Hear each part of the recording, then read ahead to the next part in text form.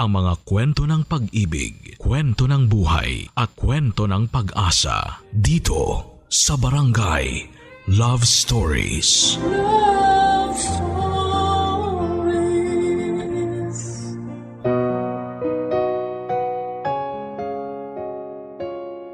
Ang pagpasok sa isang relasyon ay hindi tulad sa pagpasok mo sa isang nakabukas na pinto at lalabas ka kung kailan mo gusto. Kapag hindi ka pa sigurado ay huwag magpadala sa bugso ng damdamin dahil mas magandang pasukin ang isang relasyon kung pareho na kayong sigurado sa isa't isa. Ngunit kadalasan, ang tukso ay nasa tabi-tabi lamang at hinihintay ka kung kailan ka bibigay. Sa kwentong pinadala ng ating sender ngayong araw, mapanindigan niya kaya ang pinasok niyang relasyon. Pakinggan ang kanyang storya dito sa mga kwento ng pag-ibig, buhay at pag-asa sa nangungunang Barangay Love Stories. Dear Papa Dudut, mapagpalang araw po sa iyo at sa mga nakikinig sa inyo ngayong araw. Tawagin niyo na lamang po ako sa palayaw kong Madi, 35 years old at taga Lipa City, Batangas. Hindi naman po ako kagandahan pero marami po ang nagsasabi na baby-faced daw po ako. At hindi halata sa akin ang tunay kong edad. Medyo chubby nga po pala ako at katamtama naman iyong tangkad. Papadudot, alam ko po na maaari akong mahusgahan at makatanggap ng mga hindi magagandang komento kapag naibahagi ko na ang kwento ko. Pero bago ko pa man ito isulat ay buo na po talaga ang loob ko na ibahagi ito sa ibang tao. May kinakasama po ako noon pero nakipaghiwalay ako sa kanya nang mawalan siya ng trabaho. Mabait naman po siya pero parang wala siyang pangarap sa buhay. Kaya hindi rin po ako nagpabuntis sa kanya. 1 buwan lang mula nang maghiwalay kami. Nagtrabaho po ako sa isang bake shop. Naging customer namin doon si Larry na kalaunan ay nanligaw na sa akin. Papadudot, 63 years old na po si Larry at aware naman po ako na malaki ang age gap namin. Aaminin ko na hindi naman siya yung tipong magugustuhan ko talaga. Pero dahil alam kong mapera siya ay nagpaka-practical na lamang ako noon. Pinag-resign niya ako sa bake shop at bumili siya ng pwesto sa palengke para gawing grocery.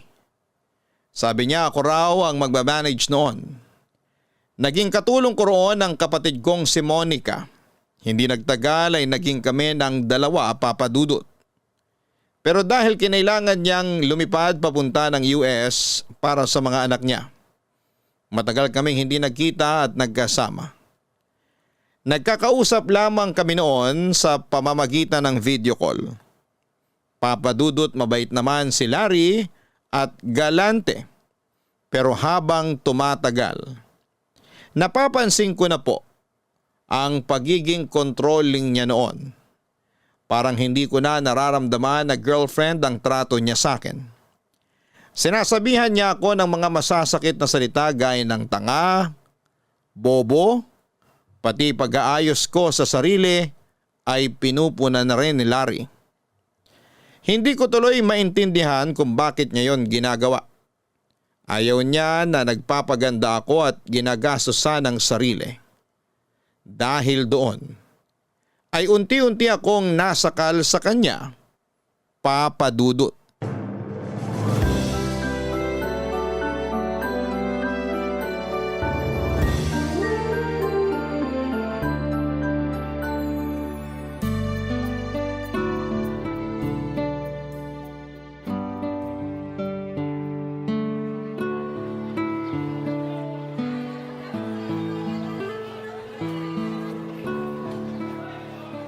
Hindi na naman daw pumasok yung nakuha mong tendera, ate.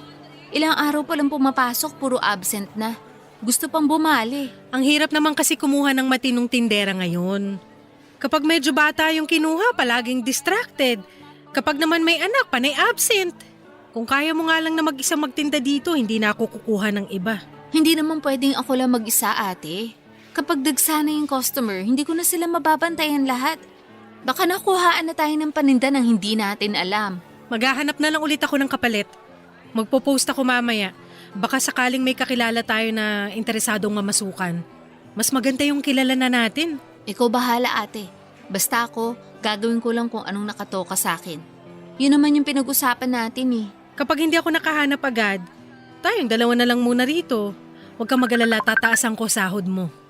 Ate, nagre-ring yung cellphone mo. Tumatawag si Kuya Larry. Pakiabot nga. Eto, ate. Mahal! Napatawag ka! Kukumustahin ko lang sana kayo dyan. Okay naman kami, mahal. Medyo nagka-problema lang ngayon. Kasi hindi na naman pumasok yung nakuha kong tindera. O bakit di mo pa sisantihin? Ang hina mo naman, Maddie. Dapat alam mo na yan eh. Alam ko naman yun. Bala ko na nga sanang kausapin mamaya para sabihang wag na siyang bumalik. Inauna lang yung tawag mo. Sige, kausapin mo mamaya. Pero sa susunod, kapag kukuha ka ng bagong tindera, kilatisin mo naman ang mabuti bago mo tanggapin para hindi ka nagkakaproblema ng ganyan. Pasensya ka na, mahal. Hayaan mo, aayusin ko na sa susunod. Teka, bakit iba na yata yung kulay ng buhok mo? Nagpakulay ako. Hindi ba bagay? Ayoko na ganyan ang kulay ng buhok mo. Mas maayos yung dati. Ang hilig-hilig mo kasi makiuso. Baka naman puro paganda na lang inaatupag mo dyan habang wala ako. Ayoko maging lapitin ka ng mga lalaki. Ano ka ba? Wala namang lumalapit sa akin dito. Tsaka magagawa ko pa ba mag-entertain ng ibang lalaki dito pa lang sa grocery ubos na yung oras ko sa maghapon. Nagpapaalala lang ako. Basta yung kinikita mo dyan, ideposito mo lang sa bangko. Bumawas ka naman pang gastos mo. Ikaw nang bahala kung magkano. Okay, mahal. Salamat. Sige na, ibababa ko na to. May lakad pa kami ng mga anak ko. Sige, mahal. Ingat ka dyan. I love you. I love you too. Ay, Grabe naman si Kuya Larry. Pati ba namang buhok mo pupunahin pa? Para ka ng robot yan, ate. Parang siya na lang yung nasusunod sa lahat ng bagay. Baka naman sa susunod, pati paghinga mo, kontrolin niya na rin. hayaan mo na lang siya. Malaki naman ang naitulong sa akin ni Larry. Hay naku ate, bahala ka. Kapag tumagal pa siyang ganyan, ikaw rin yung masasakal. Kung wala ka namang ginagawa masama at nagpapaganda ka lang para sa sarili mo, ipaintindi mo rin yun sa kanya. Hayaan mo na, Monica. Alam mo namang sayang lang laway ko kapag nakipagtalo ko sa kanya. Sasabi-sabi ka ng ganyan tapos nagre-reklamo ka rin naman.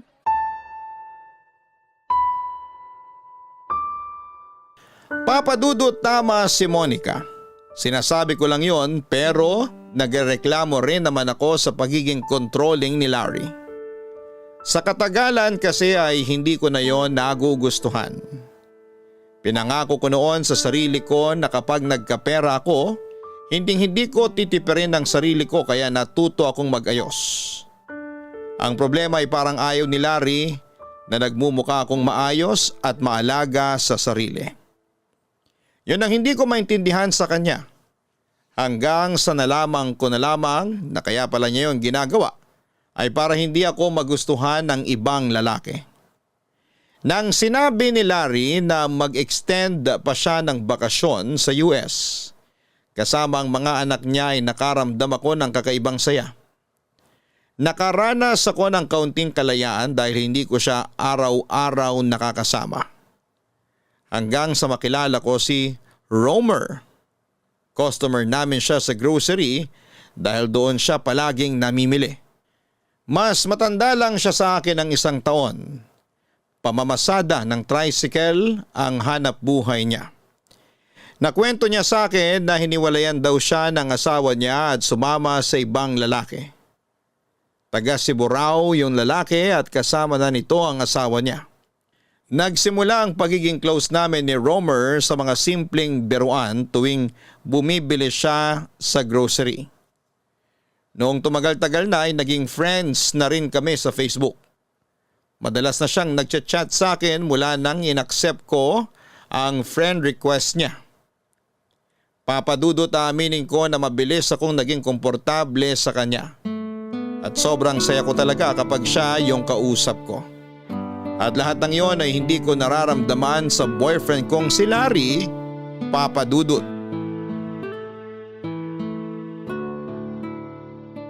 Kumusta? Nagustuhan mo ba yung binigay kong bulaklak? Oo, ang bango-bango nga kahit plastic lang. Inisprayan mo ba to ng pabango? Siyempre, nakakahiya naman kasi kung amoy alikabok yan pag binigay ko sa'yo. Okay lang kahit anong amoy basta ikaw ang nagbigay. Paano ka nga pala nakatakas sa kapatid mo? Baka magsumbong kay Larry yun kapag nalaman niya nagkikita tayo. Maaga natutulog yon kaya hindi niya namamalaya na umaalis ako tuwing gabi. Ingat ka na lang talaga. Sa pagkakakilala ko kasi sa kapatid mong yun, parang mahirap baliin yung prinsipyo niya eh. Naiinis na nga ako minsan. Bakit ka naman naiinis? Paano kasi? Nasasakal na nga ako sa kakapuna sa akin ni Larry, dumadagdag pa siya. Sinasabihan niya ako sa pakikipagngitian ko sa mga customer. Alam nga naman nakabusangot lang ako maghapon, di ba? Baka naman wala nang bumili sa amin. Sus, hayaan mo na yung kapatid mo. Baka malungkot lang talaga buhay nun. Ang isipin mo na lang yun sa ating dalawa. Ay, kailan pa kaya tayo magiging malaya? Huwag mo na munang isipin yung paglaya mo kay Larry. Mapapakinabangan mo pa naman siya eh. So ano, okay lang sa'yo na magkarelasyon tayo habang kami pa? Paano kung biglang umuwi yon tapos hindi ako makaalis sa grocery? Di tiis-tiis muna. Ganun talaga kasi kayo pa nung Larry na yun. Pero kapag natigok na siya, magkakasama na tayong dalawa. Tayo na yung magpapalago ng negosyong sinimulan mo. Mukhang matagal pang mangyayari yun. Hindi ganun kadaling humiwalay kay Larry, lalo na ngayon. Malaki na yung utang na loob ko sa kanya. Hindi naman magiging maayos yung buhay ko ngayon kung hindi dahil sa binigay niyang kapital para sa grocery. Kahit na siya yung nagpondo sa grocery, may parte ka rin doon kasi ikaw naman nagpalago. Tsaka alam mo, habang nauuto mo pa siya, mag-ipon ka na rin ng sarili mong pera. Huwag may deposito lahat dun sa bangko na alam ni Larry. Magbukas ka ng sarili mong savings account. Yung para sa'yo talaga. Saka na. Baka kasi malaman niya na may iba pa akong account. Magtatabi-tabi na lang muna ako ng cash. Kung gusto mo, pwede ka naman magtabi ng pera sa akin. O kaya ako na magbubukas ng account para dun mo na i-deposito lahat ng ipon mo. Wag na. Pwede naman ako makisuyo kay Monica kung sakali. O ikaw ang bahala. Basta kapag may maitutulong ako, sabihan mo lang ako. Salamat, mahal. Mahal? Di ba yun na tawag mo kay Larry? Oo, ayaw mo ba? Parang tunog kabit kasi. Paano ka naman naging kabit? Hindi ko pa naman asawa si Larry.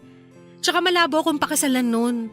Baka sugurin ako ng mga anak niya at sabihin makikihati pa ako sa mga ipapamana sa kanila. Bakit? Gaano ba kayaman yung Larry na yun? Hindi ko alam. Hindi rin naman ako nagtatanong. Pero ang alam ko, may bahay sila sa US at yung mga anak niya mga professional na doon. Yun naman pala eh. Sa madaling salita, hindi na nila kailangan yung pera ng tatay nila. Ikaw, kailangan mo pa. Ang gawin mo, hintayin mo na lang na kusa siyang mawala.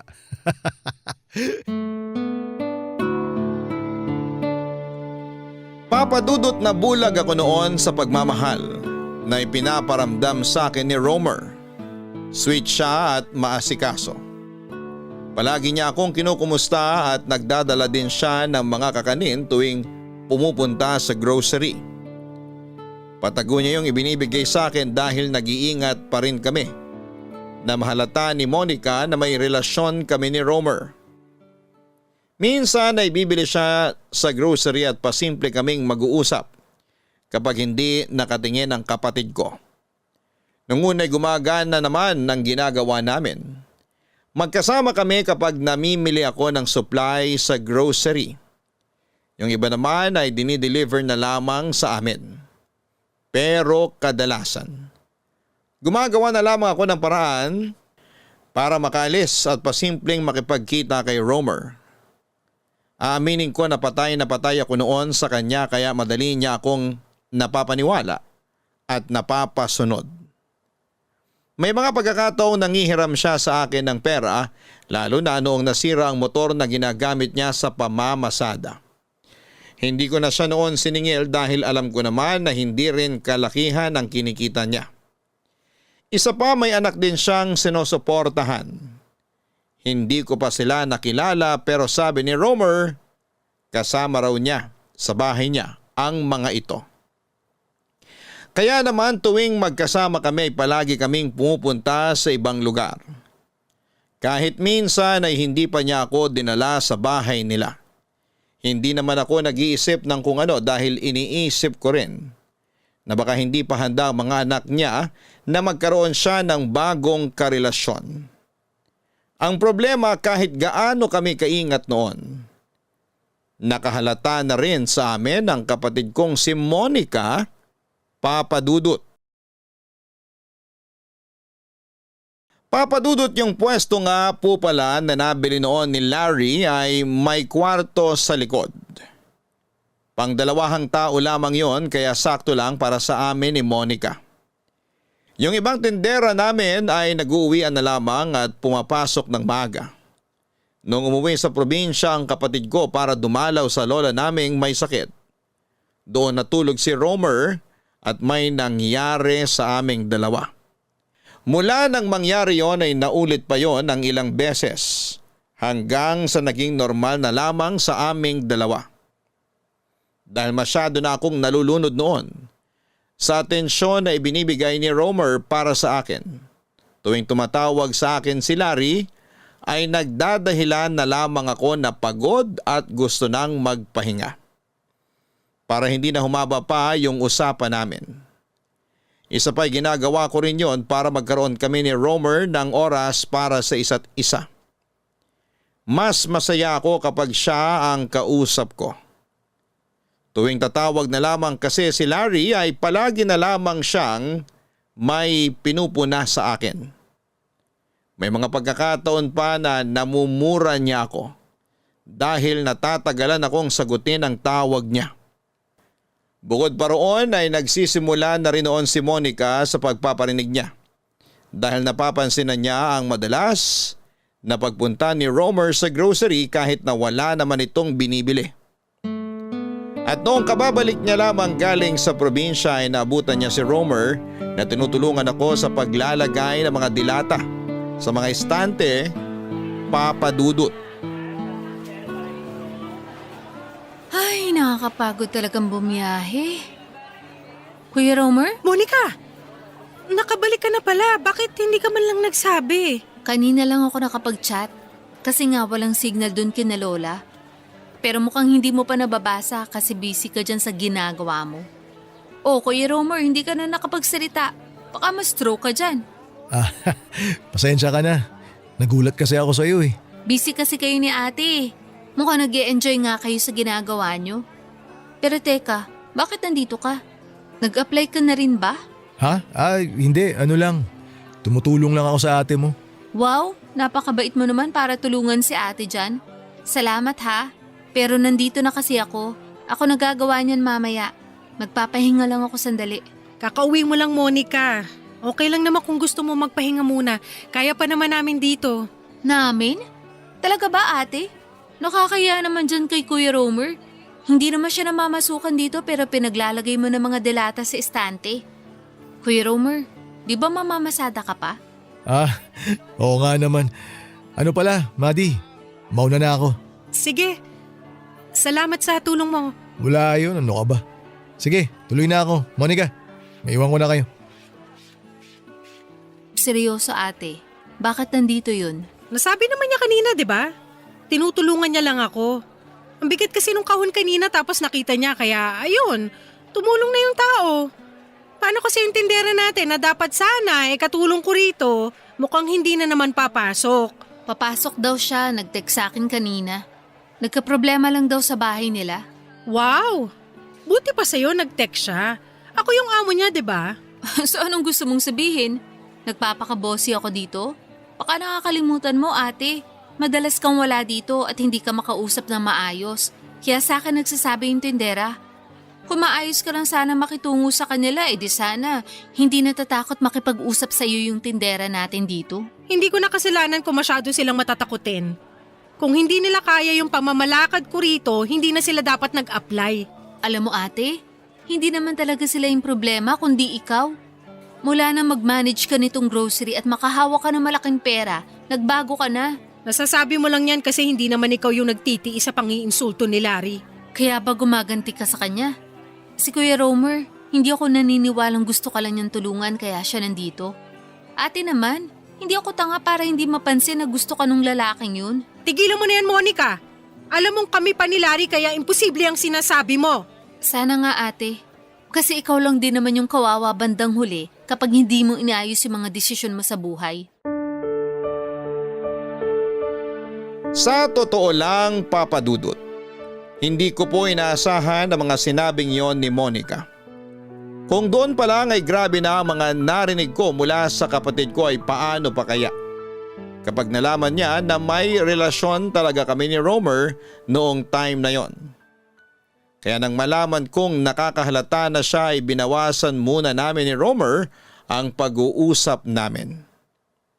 Sinabihan ko siya na huwag munang tatambay sa grocery at kung pupunta man doon ay magpapanggap na lamang siya na wala kaming relasyon.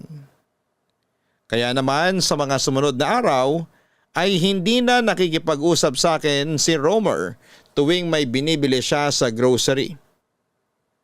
Pero kapag nakalabas na siya, bigla siyang magchat-chat sa akin para sabihing nami-miss na niya akong kausap. Mula nang makabalik si Monica tuwing gabi na lamang kami nakakapag-usap ni Romer at nababawasan pa yung oras namin kapag tumatawag si Larry para mangumusta. Medyo nanibago pa ako noon dahil parang bigla na lamang naging sweet sa akin si Larry. Hindi ko noon alam na may sorpresa pala siya, Papa Dudut. Kailan ba kasi ulit tayo makakalabas? Hindi ko alam. Hindi pa kasi ako makatsyempo. Namimiss na kita eh. Tsaka yung yung labing-labing natin. Buddy, Larry? Mahal, nakabalik ka na pala ng Pilipinas. Kailan pa? parang gulat na gulat ka naman yata. Nabitiw mo pa yung cellphone mo. Pasensya ka na. Bigla kasing bumukas yung pinto tapos bigla ka rin nagsalita. Sino yung kausap mo kanina? Parang ang saya-saya mo habang kausap siya. Ha? Yung pinsang ko yun. Nagbibiruan kasi kami kanina. Halika, upo ka muna. Kumain ka na ba? Kumain na ako kanina. O sige, tubig na lang. Bakit hindi ko yung nagkakahera sa grocery? Si Monica yung nakita ko nagbabantay doon pagdating ko kanina. Ano kasi, nagpapahinga lang naman ako sandali. Papalitan ko rin siya mamaya. Napagod kasi ako sa pag-aasikaso ng mga paninda kanina. Bakit? Anong ginagawa ng tindera mo? Di ba't sinabi ko naman sa'yo na kapag tatamad-tamad, sisantayin mo na kagad. Marami ka pa namang makukuhang iba dyan. Masipag naman yung bagong tinderang nakuha ko. Pero syempre, tumutulong din ako minsan para masigurong maayos talaga yung mga paninda. Dumadami na kasi mga customer natin. Ibig sabihin malaki na rin yung kinikita ng grocery. Oo, mahal. Malaki-laki na rin naman yung dineposito ko sa bangko nitong nakaraan. Bakit? May paggagamitan ka ba? Wala naman. Naitanong ko lang. Sandali. Bakit ganyan yung suot mong damit? Halos makita na yung pusod mo . Sinusuot ko lang naman to kapag nandito sa loob. Pero kapag nagbabantay ako sa grocery, hindi ganito yung suot ko. Dapat lang. Kasi kung ganyan lang din naman palagi isusuot mo, baka nagkamali ka ng pinasok na trabaho. Ikaw talaga, mahal. Grabe ka sa akin. Ngayon lang naman ako nagsuot ng ganito, tsaka wala namang ibang nakakakita kundi si Monica lang. Kahit na. Hindi ko gusto yung ganyan ka manamit. Sorry na. Hayaan mo sa susunod. Hindi mo na ako makikitang nakaganito. Ibibigay ko na lang kay Monica tong damit ko. Ikaw ang bahala. Nga pala, magbihis ka. May pupuntahan tayo. Saan? Isasama kita sa bahay ko. Ha? Ano namang gagawin natin dun? Tinatanong pa ba yon? Alam mo namang hindi ko kaya magtagal sa ganito kaliit na kwarto. Tsaka masyadong mainit dito. Buti nakakahinga pa kayo rito ng kapatid mo. Sanay na kasi kami. Tsaka nakakasurvive naman kami sa init kapag naka-on yung electric fan. Pwede naman palagyan ng aircon dito kung nahihirapan kayo. Ako nang bahala sa gastos. Naku, wag na, mahal. Nakakahiya na sa'yo. Okay lang naman kami ng kapatid ko kahit electric fan lang gamit namin. Mas mainit pa rito yung mararanasan nyo kapag nag-summer na. Kaya hayaan mo na ako. Ikaw talaga? Mahal na mahal mo talaga ako, no? Siyempre naman. O sige na, magpalit ka na. Magdala ka na rin ng pamalit na damit. Doon ka muna sa bahay. Kakausapin ko na lang si Monica para siya na munang bahala magbantay sa grocery. Okay, mahal.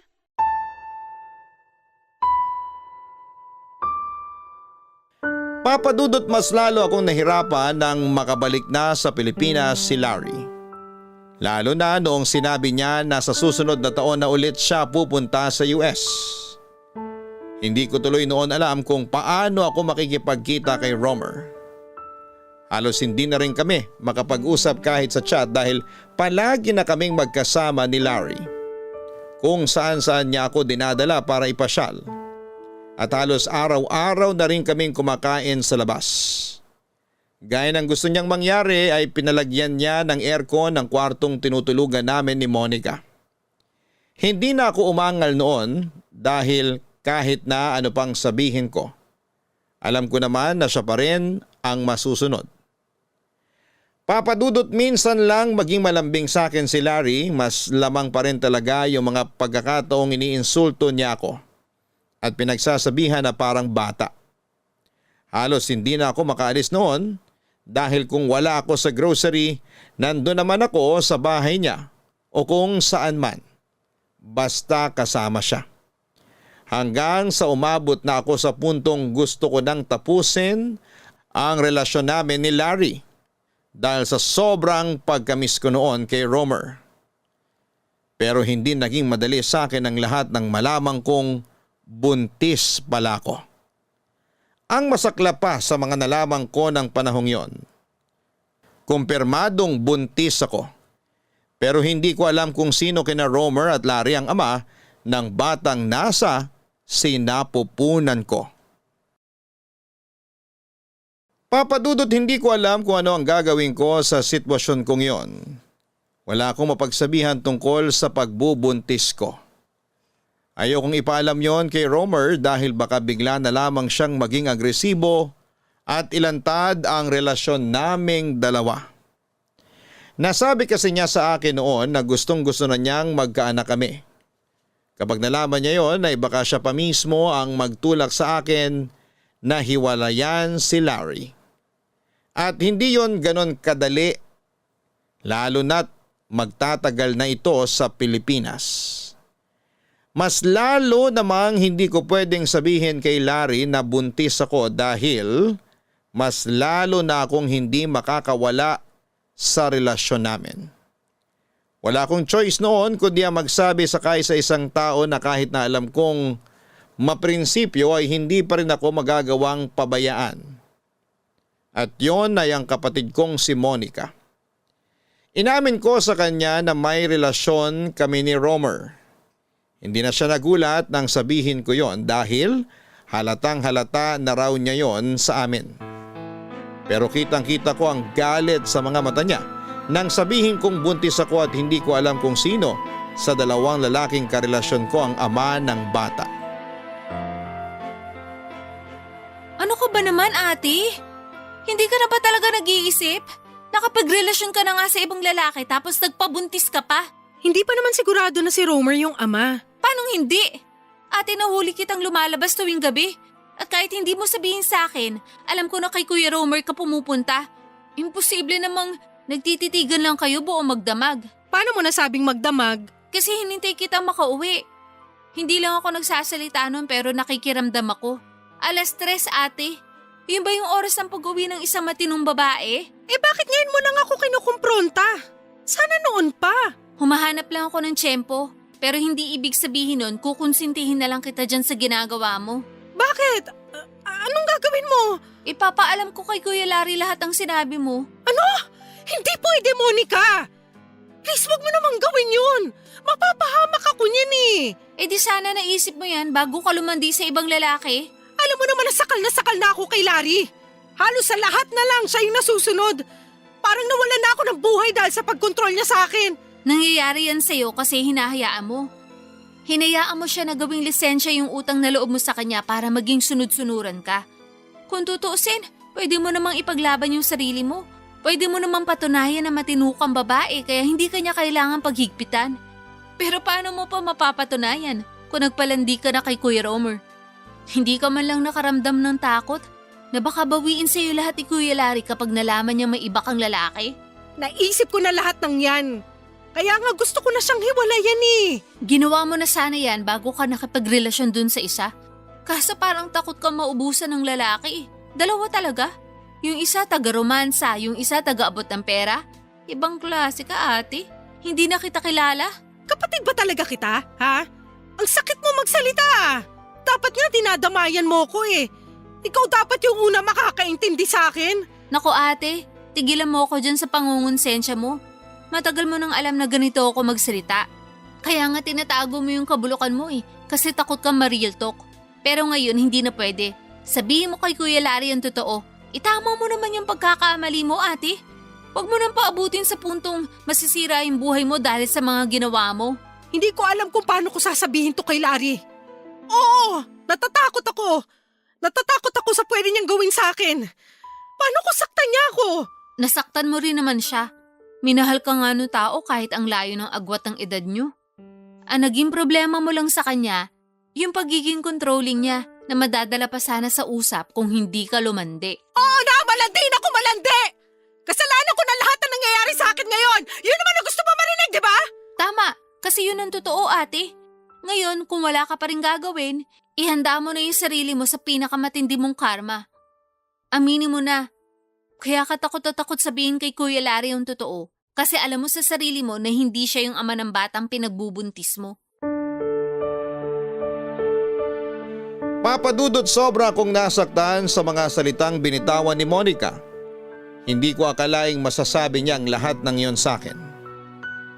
Kung masakit magsalita si Larry ay triple pa noon. Yung mga nanggaling sa bibig ng kapatid ko.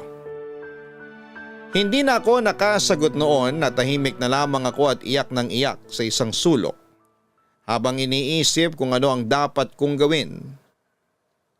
Saka lang kasi noon nag-sink in sa akin kung gaano kadalas may mangyari sa amin ni Romer kesa sa amin ni Larry. Malaki ang posibilidad na tama nga si Monica na baka hindi talaga si Larry ang ama ng bata kundi si Romer. Papadudot. Tahimik ko na lamang na hiniling noon na sana ay kay Larry na lamang yung batang dinadala ko. Dahil mas malaking gulo ang mangyayari kapag si Romer ang naging ama ng bata. Hindi ko na iniisip noon kung magiging masaya ako o hindi.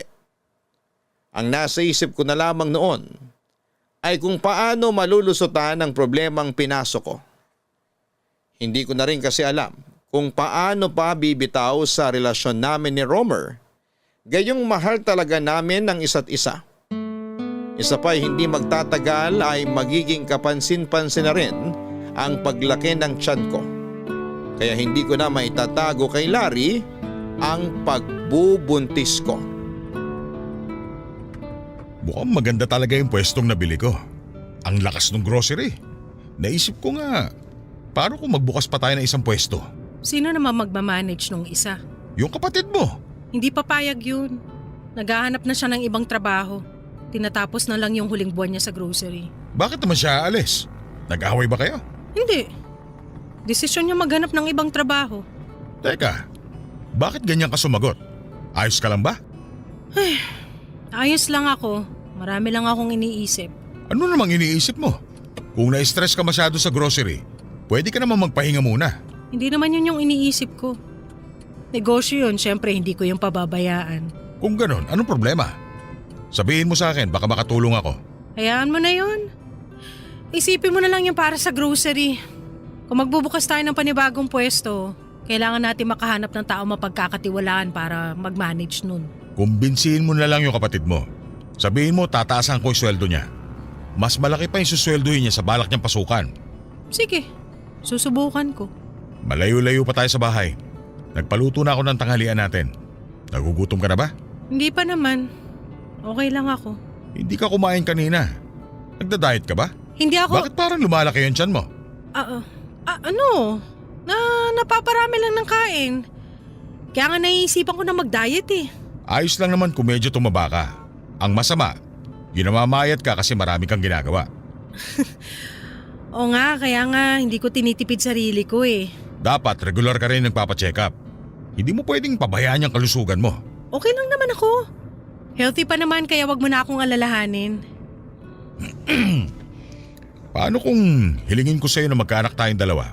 Kakayanin mo pa ba? Ha? Bakit parang gulat na gulat ka naman?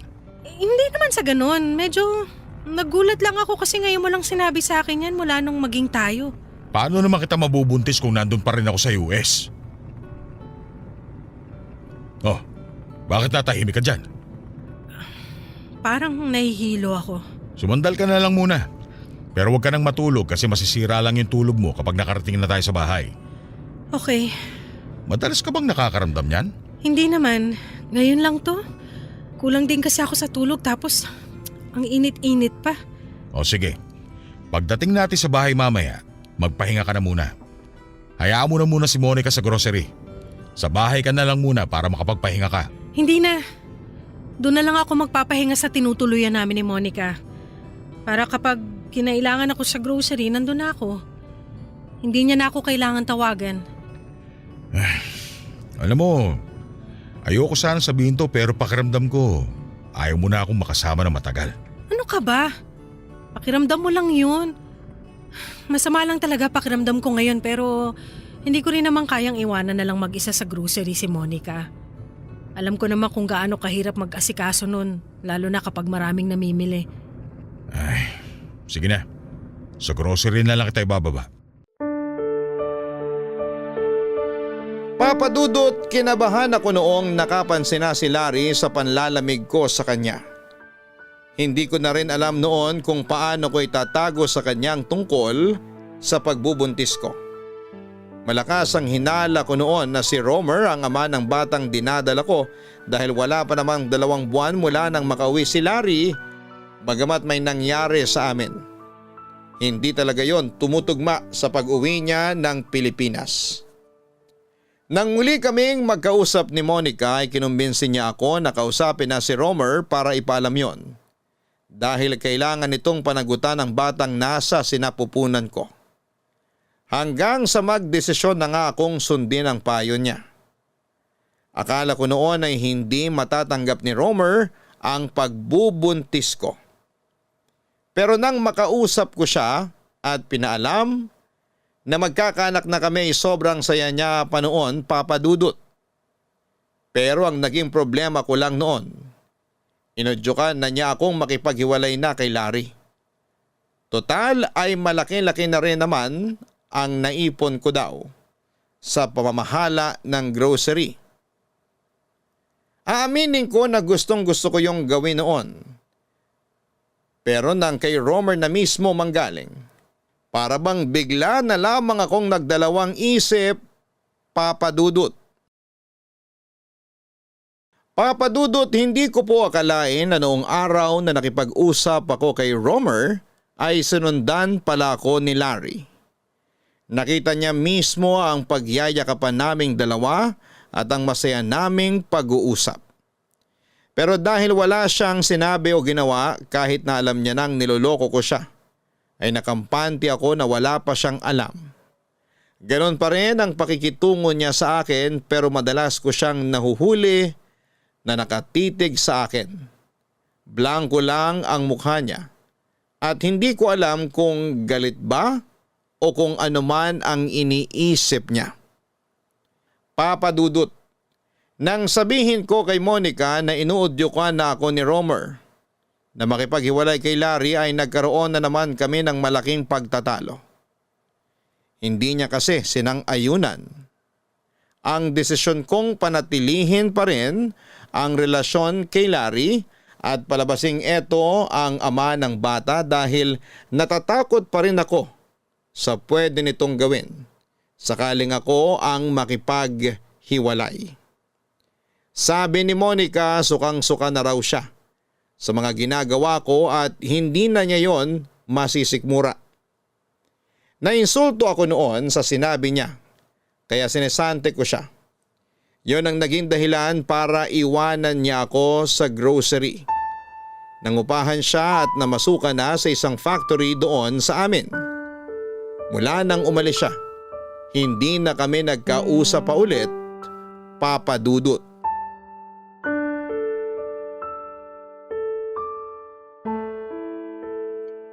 Mahal, ang aga mo ngayon ah. Wala naman akong gagawin sa bahay kaya dito na kagad ako pumunta. Nag-almusal ka na ba? Hindi na kasi ako nagluto. Kumain na ako. Nga pala, nasa na yung debit card na hawak mo? Kailangan ko yun ngayon. Nasa kwarto, kukunin ko mamaya. Bakit wala pa yung tindera mo? Malilate daw ng konti. Nasa si Monica? Wala. May lakad ba siya? Wala, umalis na. Ano? Bakit naman siya aalis? Akala ko ba nakausap mo na siya? Ayaw na nga dito nung tao, pipilitin ko pa ba? Bakit naman pinalayas mo? O sige, aminin ko. Sinisanti ko na. Masyado na kasing nagpapakabosi dito. Mag-impake ka na. Mag-e-empake? Saan tayo pupunta? Hindi tayo. Ikaw lang yung aalis. Ano? Anong ibig mong sabihin? Hindi kita maintindihan, mahal. Wag mo na akong tatawaging mahal. Malandi ka. Mahal, ano ba yung sinasabi mo? Hindi ako malandi, alam mo yun. At sa tingin mo mabibilog mo pa yung ulo ko, ha? Alam ko na yung sikreto mo, buddy. Sinundan kita nung nakipagkita ka sa lalaki mo. Kitang-kita ng dalawang mata ko kung paano mo ako niloloko. Tapos ngayon magmamangmangan ka pa? Akala mo siguro hindi ko malalaman na matagal mo na akong ginagago. Mahal, hayaan mo muna ako magpaliwanag. Gusto mo magpaliwanag? Sige. Gaano katagal mo na akong niloloko? Mahal, Sinabi ko na sa'yo na huwag mo na akong tatawagin yan. Sagutin mo yung tanong ko. wala nung nasa US ka pa. Bakit mo nagawa yon? Hindi ko alam. Hindi pwedeng hindi mo alam. Ginusto mo lumandi sa ibang lalaki kaya imposibleng wala yung dahilan. Magsabi ka na lang ng totoo. Gusto mo yung totoo? Nagawa ko yung kasi nasasakal na ako sa'yo. Nasasakal? Sa paano paraan? Halos lahat na nga binibigay ko sa'yo. Oo.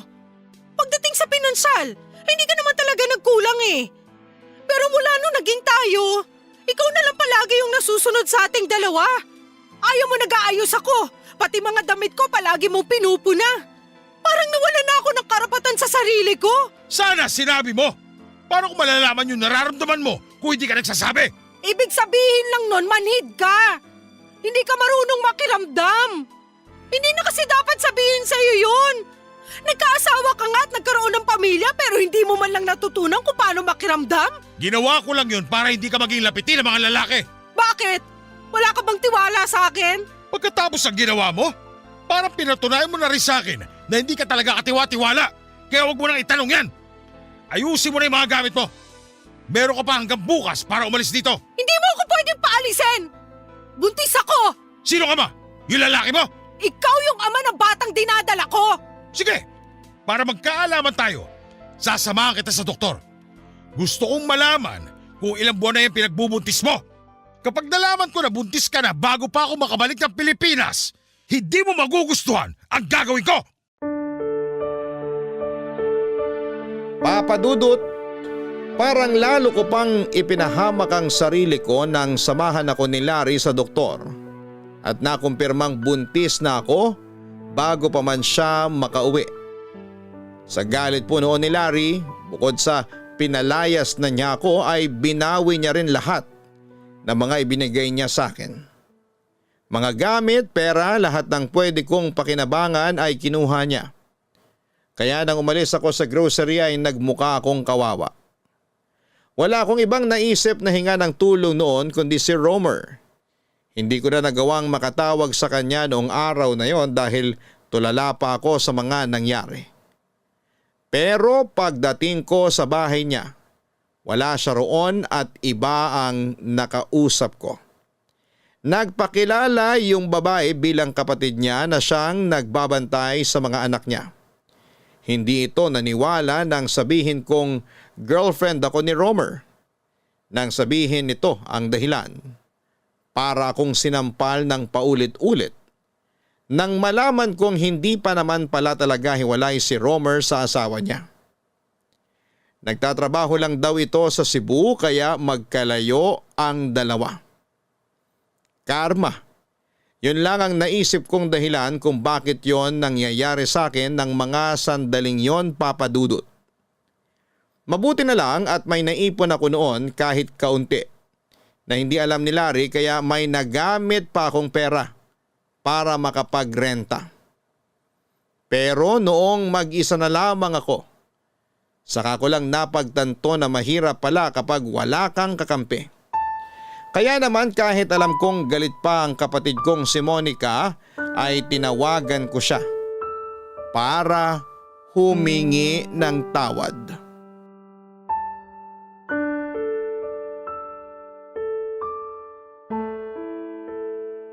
Ano nangyari sa pag-uusap niyo ni Kuya Larry? Ayun, galit na galit siya. Sinamahan niya ako sa OB para makumpirma kung kailan ako nabuntis.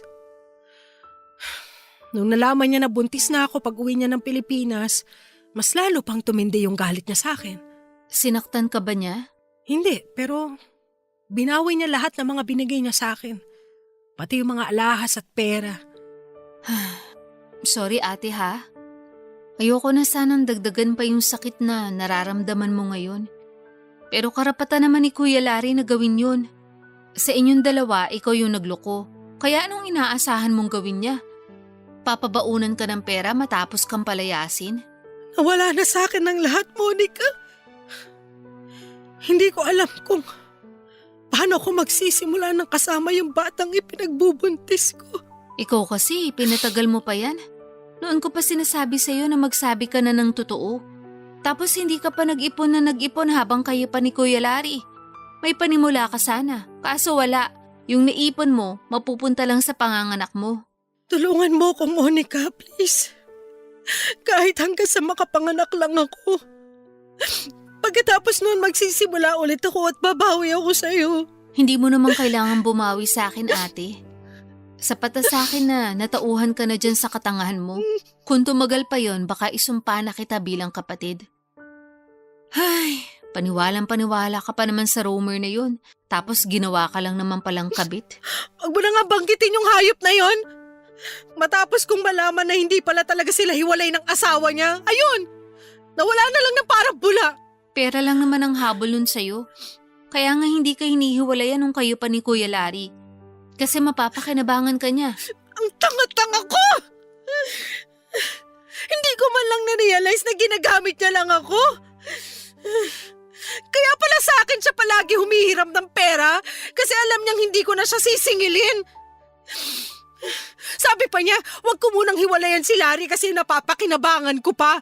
Kung talagang mahal ka niya, bakit hahayaan ka niya mahirapan sa lalaking hindi mo naman gusto? Dapat matagal na siyang gumawa ng paraan para patunayan na kaya kanyang panindigan. Pero wala eh. Galit na galit ka sa akin kapag pinapamukha ko yun sa'yo. Akala mo, kontrabida ako sa buhay mo. Sorry na.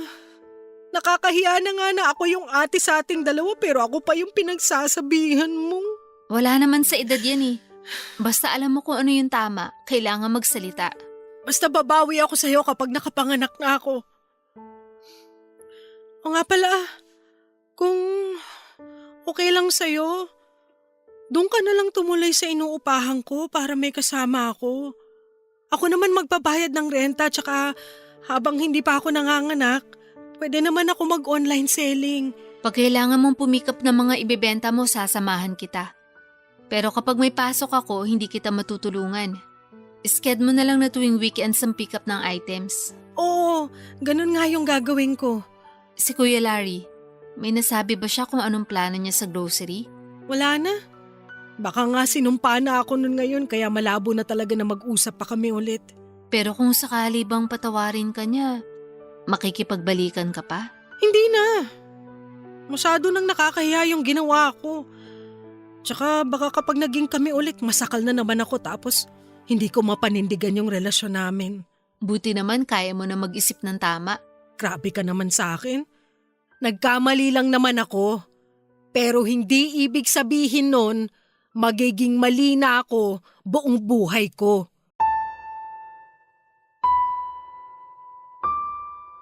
Papadudot, galit na galit ako noon sa mga kabit na kung tawagin ko pa ay mga jumper. Pero hindi ko akalaing magiging kabit din pala ako nang mahumaling ako sa ibang lalaki. Kahit na hindi pa kami naghihiwalay ni Larry. Dahil sa mga nangyari, nagsimula ako ng panibagong buhay nang wala si Larry o si Romer. Habang hindi pa ako nanganganak ay sinubukan ko munang mag-online selling ng mga damit, pabango at kung ano-ano pa sa isang e-commerce platform. gamit ang kalahati ng naipon ko. Naging okay naman agad ang kitaan doon. Nakakaipon ako ng pambayad sa renta at nakapaglaan pa para sa ibang gastusin namin. Yung kalahati kasi ng savings ko kasi noon ay nakatabi na para sa panganganak ko. Sa kabila ng mga naging karma ko ay pinalaki ko ng maayos ang anak ko kahit na ako lang ang mag-isang nagtataguyod sa kanya. Kumuha na lang ako noon ng taga-alaga niya para makapag-focus sa pagtitinda ko online. Mas nakakahinga ako ng maluwag noon dahil sarili ko ng pera ang ginagastos ko. At hindi ko na kailangang umasa sa isang lalaki para mabuhay ako. Sa ngayon, Papa Dudut, ay may shop na ako sa 3 e-commerce platform. Nangungupahan pa rin naman kami pero sa mas maayos at mas malaking unit dahil kinakailangan ko na ng malaking space para sa pagpapak ng mga items. Aaminin ko na maling-mali ang nagawa ko noon. Nakarma ko at masasabi kong deserve ko naman yon. Pero hindi ko hinayaang malugmok ng tuluyan ang sarili ko. Dahil nakafocus na ako sa pagiging online seller, hindi ko na nabigyan ng oras ang buhay pag-ibig ko ngayon. Sapat na sa akin ngayon ang anak ko at ang pag-iipon para sa future niya. Wala na nga po pala akong balita kina Larry at Romer. Nag-move on na lamang po ako dahil yun na lang naman ang talagang magagawa ko. Hanggang dito na lamang po ang aking kwento, Papa Dudut. Maraming salamat po sa inyo. At sa mga bumubuo ng Barangay LS na nangunguna pa rin hanggang ngayon, more power sa inyong programa. Ang inyong forever kapuso at kabarangay, Madi. Hindi hihinto ang buhay ng isang tao sa isang malaking pagkakamali lamang. Hanggat may pagkakataon kang ayusin ito at itama ang mga bagay-bagay, hindi masama kung magpapatuloy ka lang sa buhay. Yan ang ginawa ng sender nating si Maddie na nahumaling sa ibang lalaki habang nasa isa pang relasyon. Nabuntis siya at hindi na pinanagutan ng lalaking akala niya ay sasamahan siya matapos siyang itaboy ni Larry. Pero sa kabila ng lahat ay unti-unti niyang ibinangon ang sarili niya at nag-decide na palakihin ang anak niya nang walang tulong mula sa ama ng bata. Siya ay isa sa mga patunay na hindi ang pagkakamali ang magdidikta ng kapalaran ng isang tao, kundi ang kagustuhan niyang magbago at muling buuin ang sarili niya sa kabila ng mga pinagdadaanan niya. Hanggang sa muli mga kapuso, ako po ang inyong si Papa Dudut. Sa mga kwento ng pag-ibig, buhay at pag-asa sa Barangay Love Stories number 1. Barangay Love Stories. Barangay Love Stories. Ano ang masasabi mo sa ating Barangay Love Stories today? Aabangan namin yan sa aming comment section.